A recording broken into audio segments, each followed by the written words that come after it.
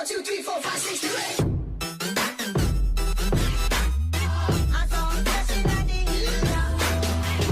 Oh, come on, man.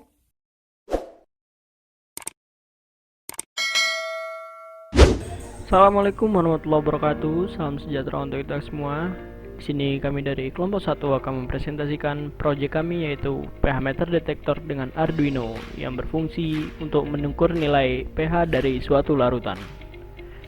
Alat dan bahan yang kami gunakan, yang pertama adalah power bank yang berfungsi sebagai catu daya pada proyek kami kali ini. Kemudian di sini terdapat kabel yang berfungsi menghubungkan catu daya ke Arduino. Lalu di bagian dalam dapat kita lihat terdapat Arduino di bagian atas dan pengkondisi sinyal, di mana mereka terhubung oleh kabel jumper. Lalu dapat dilihat juga di bagian luar itu terdapat kabel jumper yang menghubungkan dari Arduino ke display. Nah, kemudian juga terdapat display yang berfungsi sebagai output yang akan menampilkan nilai keluaran dari sensor pH yang kami punya. Kemudian di sini adalah probe yang merupakan sensor yang akan mengukur nilai pH dari larutan yang kami gunakan. Langsung saja ke percobaannya. Ya, di sini kami memiliki 4 buah larutan. Yang pertama adalah air jeruk. Kemudian ada air pH buffer dengan pH 6,86 dan ada air biasa. Kemudian juga terdapat air sabun. Nah, dapat dilihat di sini di air pH buffer dengan pH 6,86, maka hasil pembacaan pada display akan keluar 6,86 sesuai dengan pH dari larutan tersebut. Nah, sebelum lebih jauh perlu diketahui bahwa bila nilai pH besar dari 7 maka bersifat basa dan kurang dari 7 bersifat asam. Nah, selanjutnya kita pindahkan probe atau sensor ke air jeruk. Dari sini akan kita lihat pada display bahwa pH yang terbaca adalah 3,11 yang menandakan bahwa dia merupakan larutan asam. Lalu pada air biasa maka display akan membaca pH 7,3, di mana ini merupakan larutan netral. Lalu kita akan pindahkan probe ke air sabun dan sensor akan membaca pada display yaitu pH 9,01 yang merupakan tanda cairan basah. Ini adalah program yang kita masukkan untuk pH Kristar. Ini kita ambil dari internet untuk library dari LCD-nya untuk pembacaan program dari LCD-nya. Terus di sini kita menggunakan program yang 0x3F. Nah, ini adalah tipe display dari LCD-nya. Sebenarnya ada dua program untuk LCD itu, ada 0x3F ini dan ada 0x27. Namun LCD kami menggunakan yang 0x3F. Jadi kalau misalnya ada LCD yang belum bisa dikasih, yang nggak kebaca jika dikasih program 0x3F ini, maka dicoba LCD yang 0x27 ini. Ini bisa dicek. Gimana cara mengeceknya? Kita dari program dari internet. Jadi kalau misalnya kita mau ngecek program LCD-nya itu ada program tersendiri. Jadi nanti kita bisa tahu bahasa pemrograman untuk LCD-nya itu 0x3F atau 0x27. Oke, selanjutnya kita langsung masuk ke programnya. Ini adalah penjelasan programnya. Di sini ada float korektif. Ini adalah float itu adalah fungsi untuk angka-angka desimal. Nah, float korektif di sini ini berguna untuk menjadikan nilai kalibrasi, nilai yang ini menjadi nilai kalibrasi. Jadi nilai float di sini bisa dirubah. Nah, jika misalnya nanti nilai float di sini adalah 0, kita lihat di hasil pH meternya. Nah, dari pH meter itu nanti nilainya akan dijumlah dengan angka pH buffer dari kalibrasi. Kita bisa menggunakan pH buffer yang 6,86. Jadi nanti nilai yang keluar pada saat floatnya 0 ini di pH meternya berapa itu akan dijumlahkan dengan nilai pH buffernya, nanti nilai yang sudah dijumlahkan itu bisa kita masukkan di sini.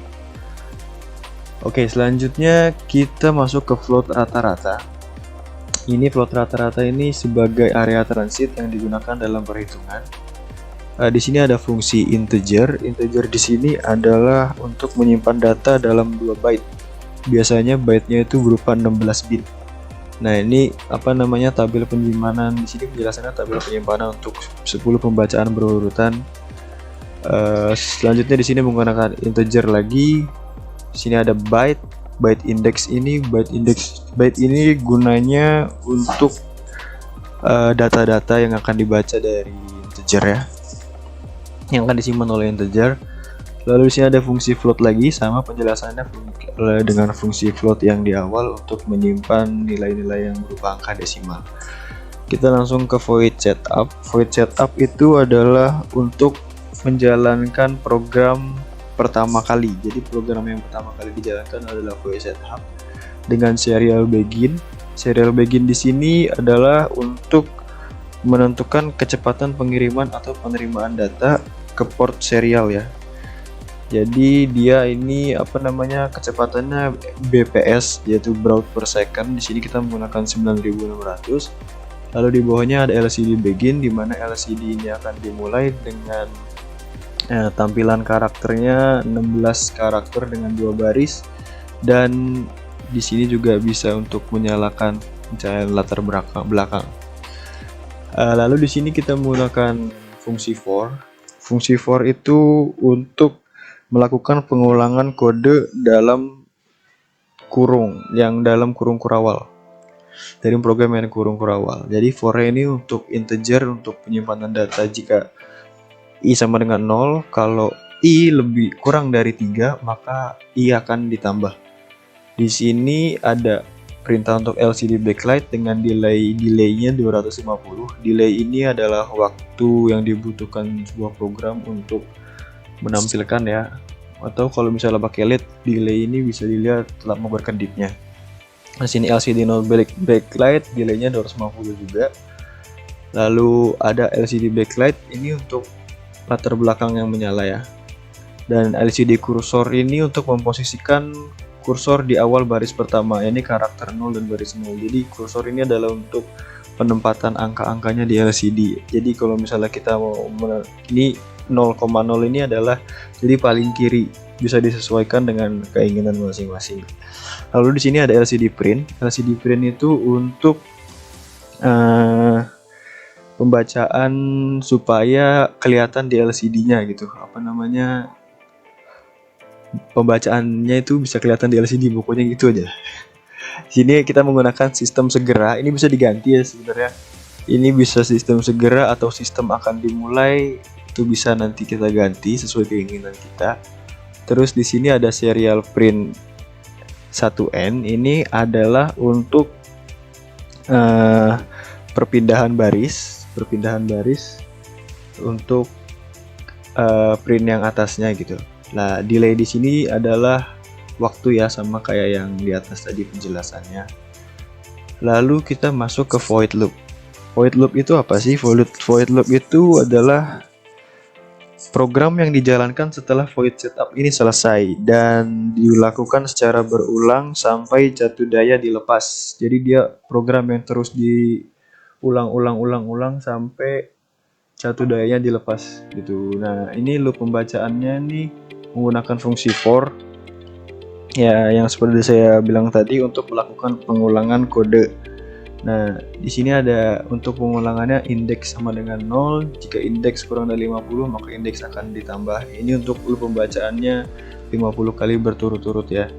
Di sini ada tab file. Tab file itu adalah tab value yang kita ambil dari indeks tadi dengan analog read.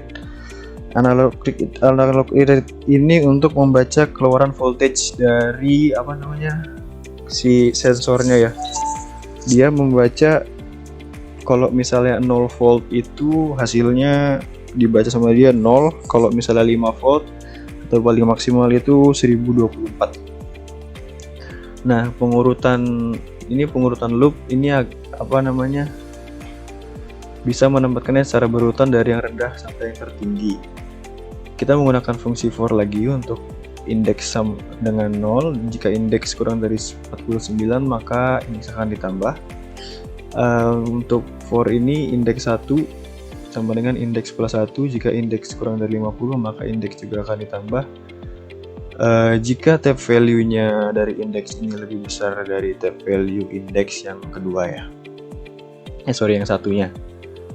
Nah, kita langsung saja masuk ke program yang untuk penjumlahan nilai. Nah, jumlah nilai ini sama dengan 0. Ini untuk for-nya ini integer indeksnya sama dengan 10. Jika indeks kurang dari 39 maka indeks akan ditambah. Ini perhitungan rata-rata yang hanya mempertimbangkan nilai menengah dari posisi ke-10, ke-30 dan ke-39 dalam tab file dari dalam tab value-nya. Nah, jumlah nilai ini plus sama dengan tab value dari indeks. Untuk nilai rata-ratanya itu kita memasukkan float jumlah nilai dikali 5 per 1024. Ini adalah pembacaan untuk nilai 5 volt, ini 1024 untuk tegangan rata-rata pada pin analog. Lalu pH rata-ratanya ini min 5,70 dikali nilai rata-rata ditambah korektif. Ini untuk perhitungan pH-nya. Dari mana sih kita dapat rumus ini? Rumus ini itu kita dapat dari forum Arduino di internet. Selanjutnya di sini ada serial print. Serial print ini adalah untuk mengirim data ke port serial ya. Ini untuk serial monitor di sini ya. Nah, serial print ini untuk pengganti baris. Untuk LCD set cursor tadi yang seperti di atas itu untuk memulai posisi di mana tulisan-tulisan itu berada. Lalu LCD printnya untuk tampilan di LCD adalah pH cairan. Nah, ini LCD set cursor untuk pH cairan ini kita menggunakan 0,1 dimana seperti yang di sini ya, karakternya 0 pada baris ke-1 gitu. Nah, langsung saja LCD printnya pH cairan. Nah, di sini LCD printnya nanti untuk isinya. Ini delay delay seperti yang saya jelaskan di atas tadi ya. Ini dia menggunakan 500. Oke, mungkin itu adalah penjelasan dari programnya. Jika ada kekurangan dari program ini mohon dimaafkan. Ya, selanjutnya kita mengupload programnya ke Arduino itu dengan cara kita harus pastikan dulu port COM-nya ini sudah terbaca ya. Kita menggunakan COM 3, lalu sebelum diupload kita verify dulu. Kita verify programnya. Gunanya verify di sini adalah mencari dan memastikan kalau program ini tidak ada kesalahan sebelum diupload. Nah, kita bisa melihat di sini error compiling board Arduino Uno. Jadi sebenarnya ini pengecekan gitu sebelum di upload. Kita verify lagi.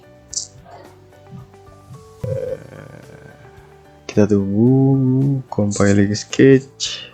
Nah, sudah done compiling berarti kita bisa mengupload. Kita langsung aja upload ke Arduino nya. Meskipun pada saat diupload itu ada compiling lagi, tapi akan lebih jadi kita verify dulu sebelum diupload. Nah, ini sedang diupload. Nah, kalau sudah ada done uploading, maka program dari yang kita buat ini sudah tertransfer atau terupload ke Arduino nya. Oke, terima kasih.